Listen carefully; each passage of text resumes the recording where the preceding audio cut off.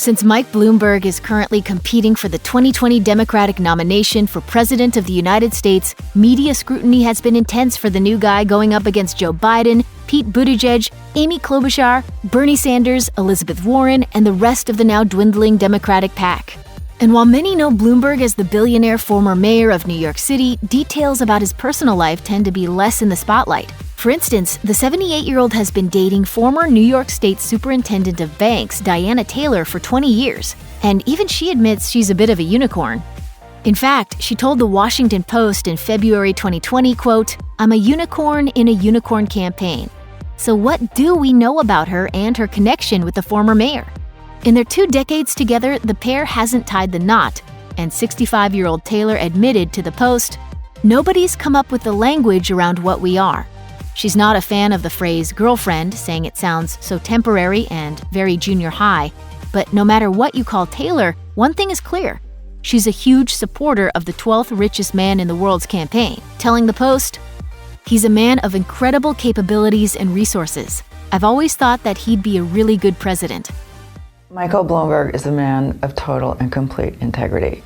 Similarly, Bloomberg thinks highly of his partner, telling Harper's Bazaar in 2011, "She's very smart, very driven, very insightful, and she's capable of doing anything." Even though she campaigns for her partner, Taylor doesn't get stuck in Bloomberg's shadow. The Greenwich, Connecticut native has always been a career woman through and through. Outside of the state-level banking oversight gig she's perhaps best known for, she's held several high-profile jobs, including managing director at Wolf & Son Fund Management, a private equity firm. Taylor attended Dartmouth as an undergrad and got an MBA from Columbia University. Throughout her career, she's had a go-with-the-flow attitude, telling The Observer in 2011, "I've never really planned anything. I've basically seen opportunities as they come up, and they've turned out to be really good ones."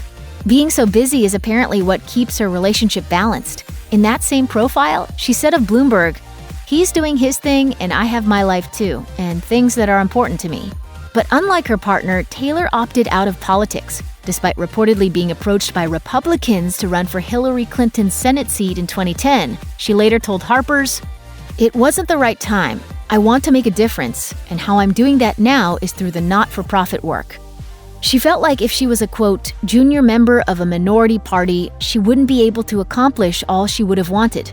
While Bloomberg has 2 adult daughters with his ex-wife Susan Brown, including Georgina, seen here with her dad and Taylor at the 2016 U.S. Open, Bloomberg and Taylor, who is also divorced, haven't had any children together. Not having kids reportedly helped her career to take off. As Taylor told The Observer, "I never had to run home and help anybody with their homework. That was a whole very time-consuming aspect I didn't have to worry about. You have to do what you're comfortable with and what makes you happy, and that's not the same for everybody."